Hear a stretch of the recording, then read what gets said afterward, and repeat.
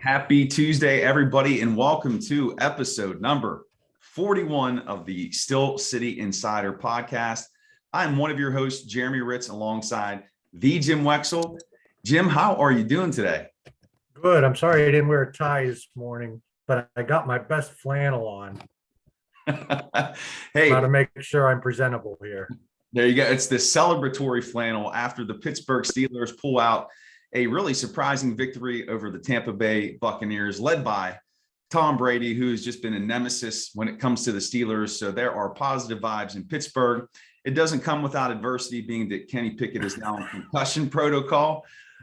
Do we have a little bit of a mini QB controversy? We're going to talk about all that here today. And Jim, let's jump in. Just to answer that, I want to address your positive vibes because, well, first of all, I get up early and I do my ritual. I do my thing, and usually it doesn't involve news or Twitter. But I made the mistake today, the double mistake. I wanted to be prepared for the early morning show because we keep moving our timing around, right? And I swear we're going to try to keep this under 20 minutes, so I'm not going to go long here. But you know how news is, for one thing. But then you turn on Twitter, you look to see who's trending, right? Matt Canada's trending. Wow. I'm like, what happened here? Oh, just the usual hate. Then Kevin Dotson's got death threats, and Chris Boswell's sniping at the offensive coordinator, and DJ and Trubisky. And what the heck happened? Didn't they just beat Tom Brady as 9.5-point dogs at home? So anyway, positive vibes. Okay. You give me your positive vibes because I need them. I just got off Twitter. All right. Well, I saw all the garbage on Twitter too. And yeah. I mean, I don't know. Talk to me about, I'm just a writer. I'm just a caveman lawyer, right? I mean, what is Canada doing wrong? I don't get it. I mean, we got our guy breaking down. We got a coach breaks down tape. He's not enamored of Canada, but it was clearly Mitch Trubisky's fault in the beginning of why the offense was struggling. And then Mitch came back in and righted himself. It's one of the reasons I wanted Rudolph to be the bridge in the beginning. Mm-hmm. Because of what Trubisky went through. And now Trubisky's got it and he's better. Yeah. Okay, I thought it was him. And the offensive line is struggling and the running back struggling. Tell me, you're a better football guy than I am. I'm just a caveman writer. What is he doing so wrong? Everybody wants. If Kevin Dyson's getting death threats, I got to believe Canada is too. I mean, I think it's just pushing the ball down the field. I think Trubisky did that when he came in, but just watching Pickett there in that first half of action, he didn't really push the ball down the field. But the question is that Canada or is that the quarterback? And you go back to when Trubisky was in there, was it Canada or was it a lack of confidence on Trubisky's behalf? And I've read I think it was your column where you just talking about how Mitch went in there. He didn't have those inhibitions like he did at the outset, not afraid to make a mistake. He pushed the ball down the field. So maybe, we can entertain that it's more on the quarterback's confidence and willingness to go down the middle of the field or throw the deep ball than it is Canada. Pushing it down the field. That's what we want. I mean, who's running these go routes? Which speedster? Pickens. Okay. It looks like every team. Who was the team a couple of weeks ago that has the Jets? Sauce travels with a guy, and we assume would it be DJ? It was Pickens. They were wise. They were smart, and I think Pickens has the attention of coordinators. Mm-hmm. So okay, you can't push the ball down as often as you can with him. Pat Freiermuth's out. Where are you pushing it in the middle of the field? I mean, they converted 3rd and 16s. Pickett took the first drive down the field, scored a touchdown. Things are getting better. You have a rookie quarterback, people. Yeah. The one thing I liked about that first drive, that opening drive, is it was up tempo. It was the no huddle. They're hustling. And then they didn't go back to that after that first drive. Why? You want to put your defense back out on the field in 3 fast plays? You want to score points? You got a rookie quarterback and a new offensive line. Hey, okay, and you know your package is diminished when you play the no huddle. Your options are limited, Yeah. and you have a rookie quarterback to begin with. They won. I thought it was man. My call. I bet on Tampa Bay, and I thought it was a delirious time. Even if I didn't care, you know that was worth the loss. Mhm. That win, in my opinion, just as a writer, and I am not as deeply enmeshed as a fan, Mhm. so maybe that's why I don't get the hatred. Yeah. But you know, I don't understand. So I don't understand all the hatred of Matt Canada because not that I'm enamored with him, but I don't see that it's his fault. I, And I don't get the what's the bad play calling. yeah. I don't get it. I Unless it pops out to me, then I don't criticize because it's the automatic go-to boo is the offensive play caller. Every team, especially in Pittsburgh. I think it's a lot of it's herd mentality, and you got to have a scapegoat. The short out routes, the running game, the end arounds, they're not sexy. The deep ball, the taking the top off the defense, that's sexy. Comparing, you know, the offense to Kansas City or Buffalo, which you can't even do that. I think there's a sense of like, well, we should be able to do that. Why can't we do that? Oh, it's somebody's fault. Hey, it's Matt Canada's fault. It's not, you know, it's not our golden boy Kenny Pickett, or it's, you know, so I think that there's maybe some of that plays into it. Well, I'm also willing to hear out Chris Boswell on this, but I'm with the herd on this one. I think he was snapping. I think he was making a smart ass remark to the offensive coordinator. I think he's that kind of guy. Boswell. DJ and Trubisky squabbling, that concerned me because I like DJ and I didn't think he was like that. But then again, both of those two were having horrible halves. Frustrations do come to a head. Locker room squabbles often happen. I wouldn't conflate it with a quarterback controversy, though. I don't see that at all. I don't believe Mitch was benched because of that. I do believe there was a squabble. Jerry Dulack's a great reporter. Mhm. I don't believe, though, that it can be conflated into that was the reason Trubisky was benched. I don't buy that. And I'm not going to buy that Trubisky has suddenly made this a quarterback controversy with his. I mean, he was effective. He got the job done. Yeah. I don't know that anything really stood out and said, whoa, he's got to figure it out. He's definitely the quarterback. I'm not doing that. Do it another time. And let's, you know, Pickett's got to have a few more awful performances. I don't see this quarterback controversy happening at all. Otherwise, I thought it was a great win, just a great win. And but I was just really disheartened by the death threats of Kevin Dotson. What are people expecting? Are these Pitt fans who, because Dotson got the quarterback hurt? Look, teams are going to come up the middle. They don't have athletes up there. They have road graders. They have maulers. Yeah. They don't have Dave DeCastro or Marquise Pouncey in the middle to adjust to first round lightning fast linebackers coming up the middle on delayed blitzes. Right. It's not going to happen. So if you're worried about Kenny getting killed, you better be more conservative offense. You better really be more boring than what Matt Canada's been doing. And then they'll get him killed. I don't know. Who do you want to kill out there, Pittsburgh? I don't know. There are some deeper problems for those individuals making those death threats beyond. Yeah, it's like, come on. This is a rebuilding team. Are you kidding me? You're kidding me. They beat Tampa Bay as a rebuilding team. Yeah. And the questions after are hilarious. Asking Trubisky, does this get you back? You know, does this fix everything?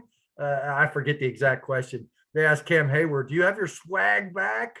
Are you the 85 Bears? That wasn't asked, but Cam just said, we got work to do, people. You know, the kind of questions. Is your identity emerging?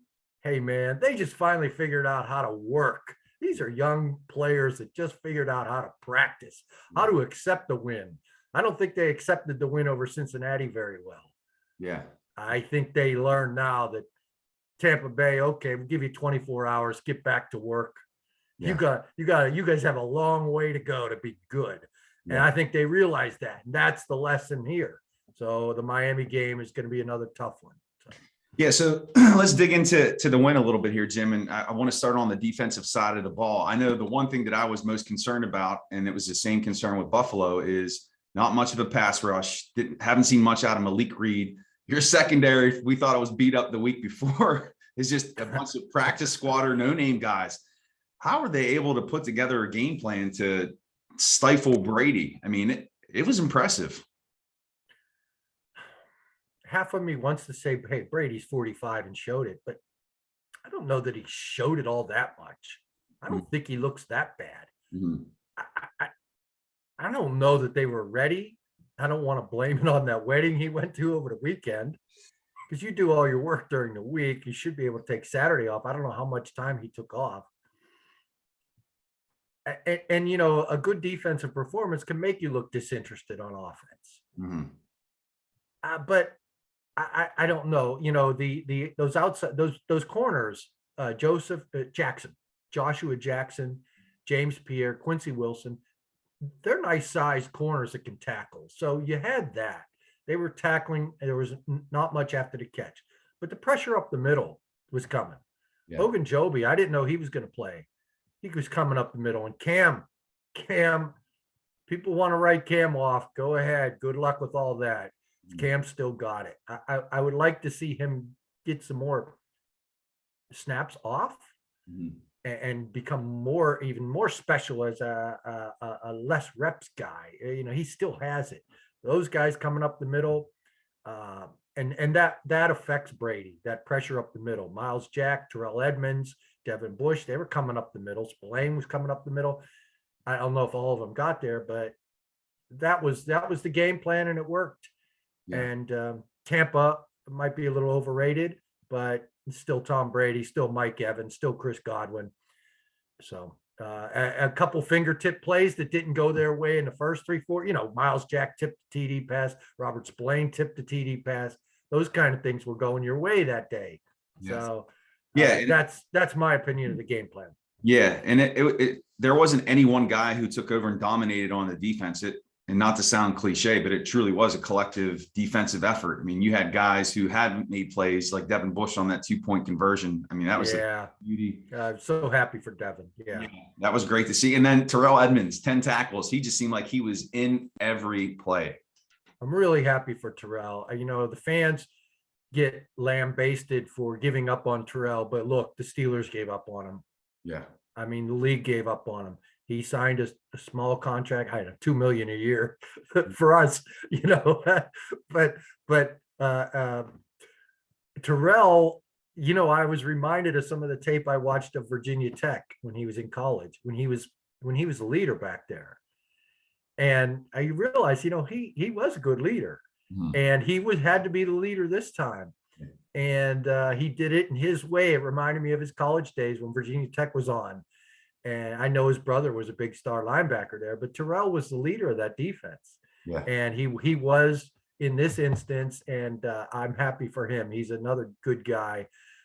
So you get happy for all these guys, and especially Cam, and you know, you get happy, and then you see the hatred all over Twitter. Is it Twitter? Do I have to get off Twitter, or is the fan base generally just that disgruntled and pissed off?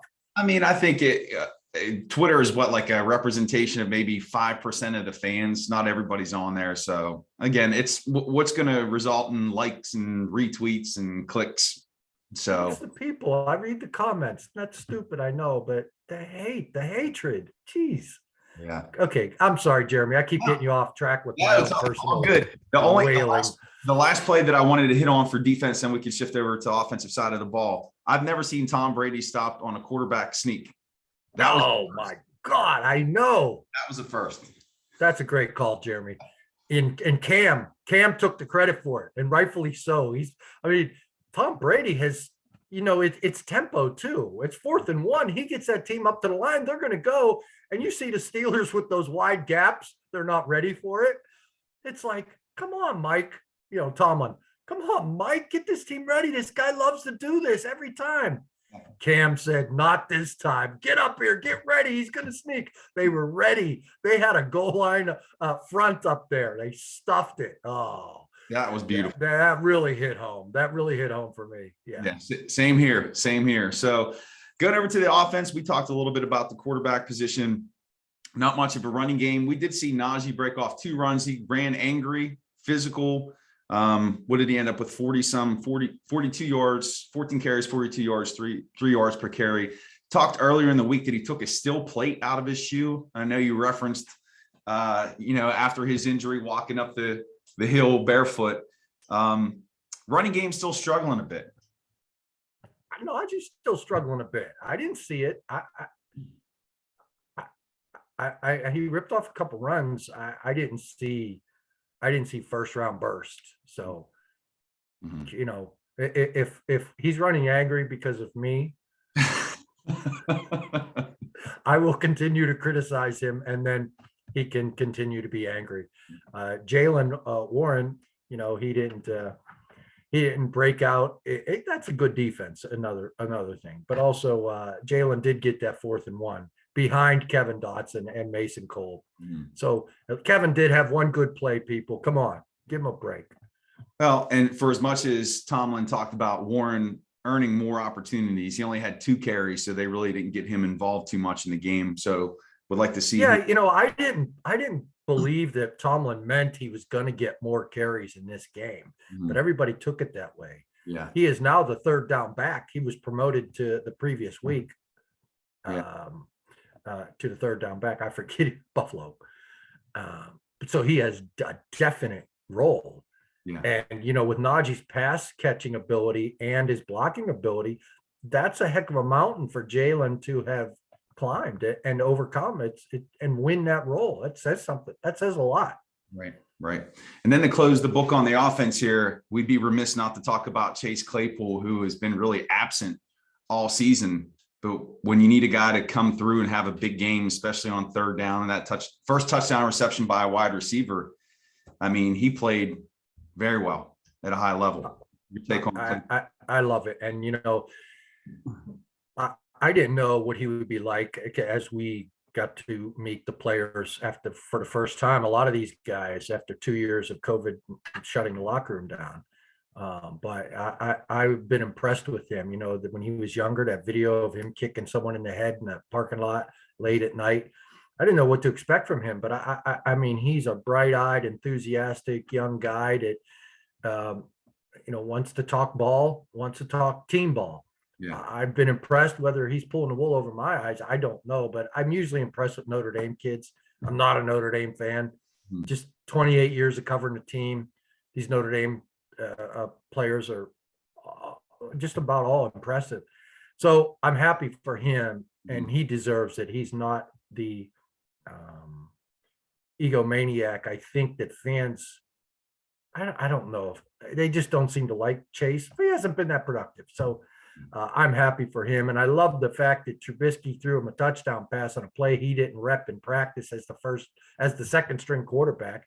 It seemed to be a huge story for Steelers fans when the 2nd stringer Pickett didn't get first team reps the week before he played. Trubisky's struggling. Tomlin's got to fix this now. He got to win this week. Coach isn't rebuilding for next year. Get that in your heads. That's what the Jets are good now, but that's what the Jets and the Browns, that's what those teams do. They actually rebuild in front of other veterans during the season. That's crap. Don't do that. And that's what this win kind of hurts in that regard, because they need that replenishment of top 5 talent, and they keep learning how to practice and play as a team. They're going to get 7-8 wins again. Yeah. Which leads us to look at the next 2 games before the bye, heading into Miami. I'm not sure where the quarterback status is for Tug. I can't say his last name, so I'm not even trying. Tua Tug. Tua. Yeah, just Tua. So, that's going to be an important contest. And then Philly the week after. Living out here on the East Coast, I'm praying that the Steelers pull the upset because I don't want to hear it. But why? You don't live in the Southeast. What do you mean? Yeah, I live like maybe 45 minutes outside of Philadelphia. So what does Miami have to do with that? I'm saying the week after next week. Yeah. So you want them to rest everybody this week. No, I don't want him to. I want him to get better, get some confidence, and then go Okay. and just smack him. Well, I mean, I have, I write about football. I've bet on football for years. One of the staples has always been bet against the concussed quarterback. They used to play the following week. They're used to this before this protocol, and concussed quarterbacks suck. They're foggy. So I just hope. I believe Pickett is number one, clearly, but I just hope he's cleared. I hope it's not a bad concussion. It looked like he hit his head on the back. I don't think Devin White did anything wrong. Excuse me. I just hope he's cleared. And if he's cleared, play. But I just know how foggy concussed quarterbacks are the next week. Yeah. And Tua, I'm sure is ready now. It's been a couple of weeks on his concussion. Yeah. So I would assume he'll play. They have some other injury issues, but they have speed. And I don't know that you can go down there with Josh Jackson and James Pierre and Quincy Wilson as your corners. Although Levi Wallace, he gets by on guile and size. They don't have all that much speed. Cam Sutton is more of a guile and technique guy. Yeah. So this speed could be a handful for them. Yeah. So winnable contest for the Steelers this weekend? Well, they've got to play. I mean, they've got to practice hard and smart and be completely focused. Yeah. But with some of this crap that's happening already, I know the DJ Trubisky thing was 3 weeks ago, but just keep their focus. They didn't win crap. They got to realize that, and I think they do. Yeah. But they've Tomlin's teams have always been good on Sunday night, even on the road. Yep. Yeah. Yeah. So I think the Sunday night edge pushes the Steelers in the direction of another victory, setting up a big showdown the following week, the day before Halloween, against those Eagles. And who knows? There was a rookie quarterback back in 2001 who beat the Patriots and the Eagles, who were both undefeated consecutively. I think his name was Ben Roethlisberger. So maybe Kenny. Both of those games were at Acrisure Stadium. It's true. Philly, they're looking good. Well, I don't know who the quarterback was in 1965 for the Steelers. He probably wasn't that rookie sensation or a rookie. He probably, I don't know, but he beat the Eagles. That's the last time they won in Philly. Yeah, it's the Bermuda Triangle when they play in Philly. It's never good. So that game makes me a little nervous. So sure, it should. Yeah, I'll be getting a lot of messages from I hope you don't around here taunting me if they get pounded. So I just hope you don't get death threats. I just hope. Yeah, please. But who knows? But keep it off Twitter, because if you start getting death threats, we don't want to hear about it. Oh my, Jim, that is gonna wrap it up here for episode 41. We're gonna be back next week following hopefully a Steelers win over the Miami Dolphins. Again, that's a Sunday night game. And you can check out Jim's work on the Still City Insider. Give him a follow on Twitter, but no death threats, at Jim Wexell. At thestillstudy.com. Give me a follow at Still Study, and we will see you next week here on another episode of the Still City Insider. Have a great week, Jim. Have a great week, Jeremy. Have a great day, people. All right. See you guys.